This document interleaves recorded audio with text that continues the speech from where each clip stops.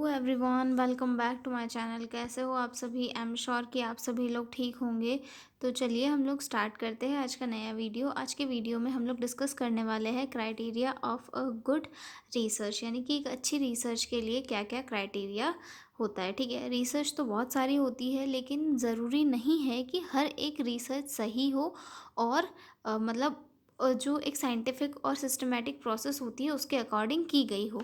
एक सही रिसर्च और सिस्टमैटिक रिसर्च के लिए कुछ क्राइटेरिया होता है, जिस क्राइटेरिया में के अंदर रिसर्च की जाती है। ठीक है, तो हम उस क्राइटेरिया के पॉइंट्स इस वीडियो में डिस्कस करने वाले हैं। ठीक है, तो सबसे पहले हम लोग ये डिस्कस करेंगे कि रिसर्च क्या होती है। तो रिसर्च एक साइंटिफिक प्रोसेस होती है जिसके अंदर किसी एक पर्टिकुलर प्रॉब्लम का सोल्यूशन फाइंड आउट किया जाता है, ताकि वो आगे चल के लोगों के लिए बेनिफिशियल हो और जो प्रॉब्लम है उन्हें सॉल्व कर सके। ठीक है, समझ में आ गया कि एक रिसर्च क्या है।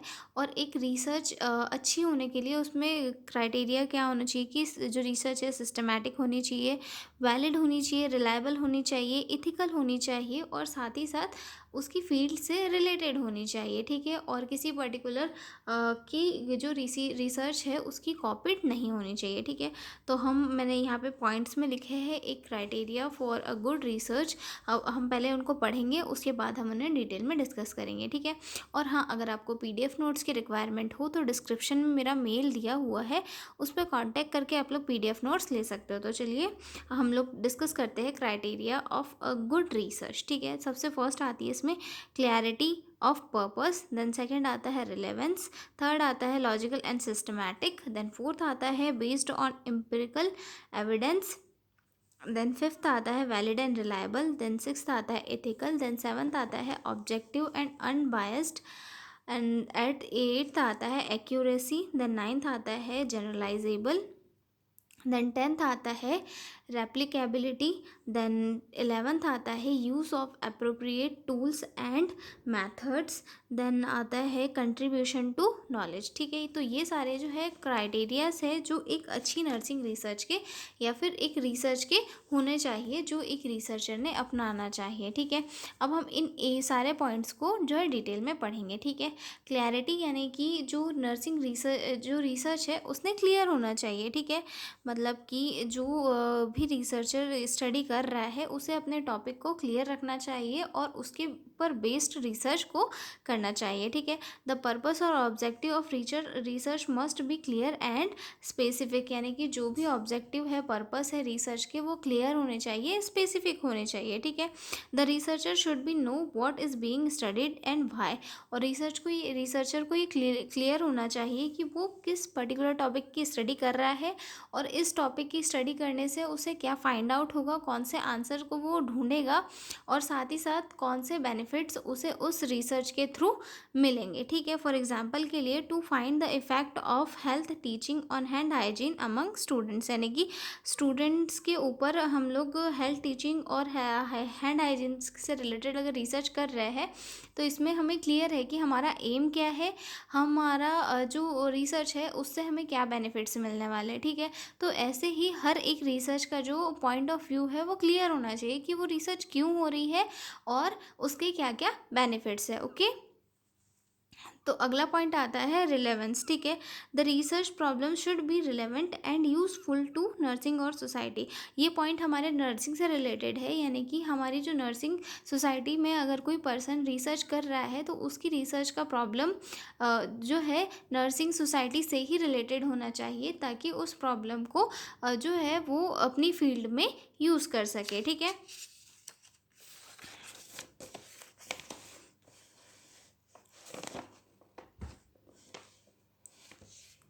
It should B help improve patient care और सॉल्व अ हेल्थ इशू, और जो उसका प्रॉब्लम है, जो उसका नर्सिंग रिसर्च है या फिर रिसर्च का टॉपिक है, उसकी कंक्लूजन के थ्रू जो है पेशेंट केयर में हेल्प मिलनी चाहिए और साथ ही साथ हेल्थ इश्यूज जो भी है उन्हें सॉल्व करने में हेल्प मिलनी चाहिए। ठीक है, मतलब पॉइंट टॉपिक ऐसा होना चाहिए जो उसकी फील्ड से रिलेटेड हो और उसकी फील्ड में बेनिफिशियल भी हो। ठीक है, for example study infection control practice among nurses is relevant to hospital setting, यानी कि infection control practice among nurses एक ऐसा टॉपिक है जो कि हॉस्पिटल सेटिंग से रिलेटेड है, तो इसके ऊपर अगर स्टडी करेंगे तो ये हॉस्पिटल एरिया के लिए भी बेनिफिशियल होगा। ठीक है, थर्ड पॉइंट आता है लॉजिकल एंड सिस्टमैटिक। ठीक है, a good research follow a step by step process from problem identification to conclusion.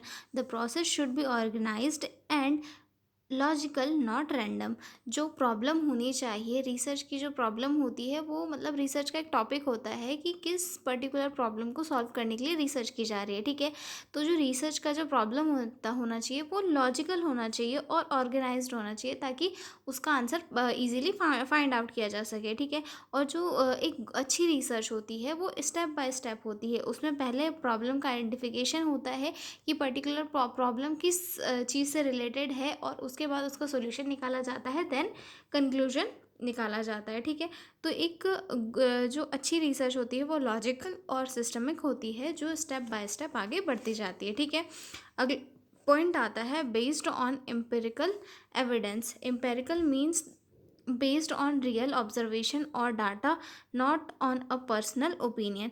Empirical का मीनिंग ये होता है कि जो रियल ऑब्जर्वेशन की है रिसर्चर ने उस बेस पे उसकी जो रिसर्च है वो बनी हुई है। ठीक है, मतलब जो रिसर्चर का डाटा है वो उसके ओपिनियन से रिलेटेड नहीं होना चाहिए। वो डाटा कलेक्शन जो उसने कम्युनिटी से, लोगों से, या फिर जो भी जहाँ से भी उसने डाटा कलेक्ट किया है उसके अकॉर्डिंग होना चाहिए, ना कि उसके ओपिनियन उसमें इंक्लूड होना चाहिए। ठीक है, research should B supported by facts, measurements and experiments. जो रिसर्च होनी चाहिए वो हमेशा जो है फैक्ट से सपोर्टेड होना चाहिए, मतलब फैक्ट से रिलेटेड होनी चाहिए। ठीक है, मतलब रिसर्च फैक्ट बेस्ड होनी चाहिए और पर्सनल ओपिनियन उसमें नहीं होने चाहिए, या फिर एक्सपीरियंसेस के बेस पे उसमें कोई भी ओपिनियन नहीं देना चाहिए रिसर्चर ने। और जो भी रिसर्च प्रोसेस है उसमें सारा डाटा वगैरह है जो सारा डाटा कलेक्शन के थ्रू होना चाहिए, उसमें कोई भी पर्सनल ओपिनियन इंक्लूड नहीं किया जाना चाहिए। ठीक है, उसके बाद अगला पॉइंट जो आता है वैलिड एंड रिलायबल। तो जो नर्सिंग रिसर्च होनी चाहिए या फिर रिसर्च होनी चाहिए वो वैलिड होनी चाहिए और रिलायबल होनी चाहिए, यानी कि सत्य होनी चाहिए और साथ ही साथ विश्वसनीय होनी चाहिए। रिलायबल का मीन्स विश्वसनीय हम लोग बोल सकते हैं या एक्यूरेट बोल सकते हैं। ठीक है, tools used in research must be valid.